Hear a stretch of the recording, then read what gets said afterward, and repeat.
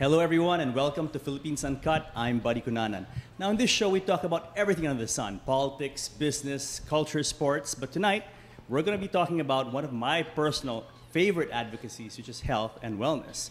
Now we've all heard about yoga, but what many people don't know is that yoga, which means actually the unity between mind, body, and spirit, is thousands of years old and today is one of the fastest growing health trends in the country. Today, you're going to learn about a specific style of yoga called Bikram yoga and the health benefits that you can get from its practice.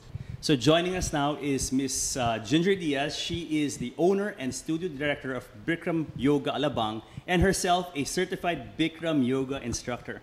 Hi, Ginger, and welcome to the show. Hi, buddy. Thank you for having me. No, thank you because I know you're very busy, and it's such a pleasure to be here. It's such a nice studio. Yeah, but you. Let's talk about yourself first. What is your background?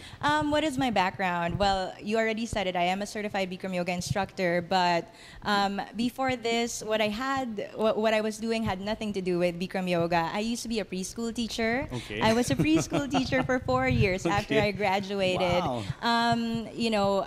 I did think that I could have a career with that, but the more I stayed in it, the more of course I enjoyed it, but the more there was something missing. I really was looking for something else. Wow. That's how it started.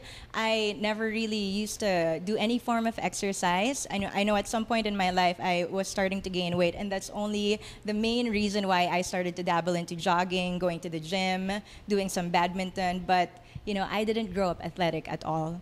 I never would have thought I would get into this. If you had asked me 6 years ago, no, I would you not. look incredibly fit. Thank you. Very nice, very fit. Thank you. What got you into Bikram yoga to begin with?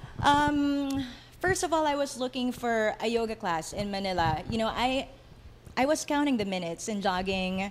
Gym was like, an hour just felt like a whole day on the treadmill. You know what I'm saying?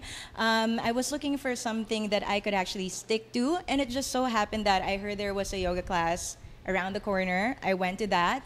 I don't know why I came back because it was the most horrible experience of my life. It was Bikram yoga. It was hot. I started to lose my vision. I was so thirsty. I couldn't drink my water. My teacher didn't allow me to. There were so many factors working against me. I actually had to sit out a couple of times on my first class. Felt like throwing up. Felt like I was going to faint any minute. That was me on my first day of doing Bikram yoga. And now you are the owner and an instructor here at Bikram Yoga Alabang. That's right. Now, let's explain to the audience. What is yoga exactly? Well, yoga is the union. Yoga is a Sanskrit word. It means the union between body, mind, and soul. That's what it is. And it started a long time ago, 5,000 years ago. I know a lot of people now just see it as a fitness regimen. Yeah. They see it just as stretching, but it really is meditation. That union between the body, the mind, and the soul, you achieve that through meditation. Any yoga class, if it's a vinyasa class, ashtanga class, a Bikram class, it's an open mind meditation. Now, do you notice that in yoga these days, that spiritual aspect is still there? Because as you said, a lot of people, when they do yoga, they think it's just a matter of stretching and limbering up and all that, all these contortion moves that you have on the floor. But is that still present, the whole spiritual thing? Definitely. I'm going to be honest, it's not something that you will realize on your first day, on your first week, on your first month. It takes a while. It takes regular practice. And before you know it, you're actually there. You're more patient. You have a different view of life. You're more open. You're more forgiving. There are so many things that you used to be so attached to that you can actually let go of. And one of the main things that you will be able to let go of, I find, is body image. That's the first thing. Why is that? Well, a lot of look at what we're wearing. We're wearing this. Do Bikram yogis think we're sexy, or do we think we're deserving, or that we're good to look at when we're wearing this? Not really. But this is something that we wear, of course, to be more comfortable while we're doing the yoga. It's hot yoga. It's 40 degrees in there. If I'm wearing a big shirt, if I'm wearing long pants like I used to on my first few months, it was painful. Hell. Yeah, it was hell. You can just imagine. That's probably why I felt dizzy and lightheaded. But the more you get into this, the more you realize that it doesn't really matter what people think of you, what people think of your body. It only matters that you can do certain things. We say in Bikram yoga, it doesn't matter what your body looks like. It matters what your body can do. You know, that's one of the Yes. most important things that I learned doing this. You know, So really inner peace with yourself. It also brings a certain calmness, definitely, serenity. definitely, because you start to let go of what other, you know, thinking about what other people think of you. You know how a lot of us have hang-ups. I mean, I'm sure I still have some. Everyone does, Everyone yeah, does, yeah. you know, but, you know, being able to practice this for so, you know, for a number of years now, year by year or even day by day, I learned something new about myself. And one of the most important things as well that I learned is the only opinion that really matters is my own opinion, what I think of myself. Yes, You know, yes. and that's where the confidence comes in. That's where, you know, you learn to ignore the things that you hear, because no one will steal your peace unless you let someone steal your peace. And you know that's so Indian. That's really so Hindu. It really is. It goes hand in glove with yoga. That's right. Really, just achieving that inner peace with yourself, with the environment, with others. Yeah. That serenity of heart and mind. That's right. You know, like, let me give you an example. I'm sure a lot of us growing up in our teens did not really have a very good relationship with our parents. You know, does that sound familiar? A lot It of us does. Very grew up familiar. rebels. Yeah. This is something, you know, that's very important that Bikram yoga or yoga has given me in general. Just, you know, to be able to have a good relationship with my parents, even if I didn't have such a good one growing up.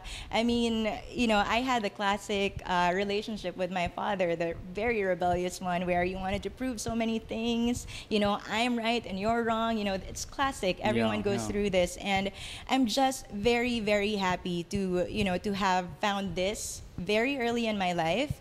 And, you know, I don't have to lose someone I love to realize how important they are to me. You know, Yes, that's very yes. important. And I'm not sure that a lot of people older can say that about themselves. So I'm very, very grateful for So that. it really is a path to peace. If you think about yoga in general, you know, when you Definitely. say peace with others, but peace really starts with yourself. Yes. If you're at peace with yourself, it's easier now to be harmonious Yes. with your fellow man. Definitely. You know, we always say that peace is not really going to a serene place where it's quiet, where you can hear the birds and the wind. It's not really that. Peace is something that you have in you, that you bring with you wherever you And you are. bring out and you share with others. Definitely. It's infectious also. Yes. It's like how they Absolutely. say that happiness is a state of mind. That's what peace is. You know, you're being at peace with yourself means you're at peace wherever you go. You bring it with you. Well, just talking to you now, I'm more at peace with myself. You know, you're a very Happy to happy hear person, that. and it just shows that it really is infectious. Huh? Yeah, it really is. Now, let's talk about the health benefits of yoga. Mm-hmm. Aside from all this, I mean, what can be gleaned from what health advantages are there to practicing yoga in general? Let's not talk about Bikram yet. Okay. Yoga in general.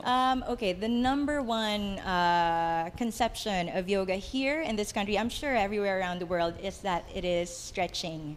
You know, Yes. and that's correct. That's correct. But also Like putting your leg on top of your that's head right, or that you know, kind of or thing. even the more simpler things like a split or a Or a semi-split. lotus position, yeah, a lotus something like with that. a squat or yeah, something. all of these things that will stretch you, of course, are going to be good for you. It's going to increase the circulation in your body. But eventually, what you want to achieve from this is the balance between strength and flexibility.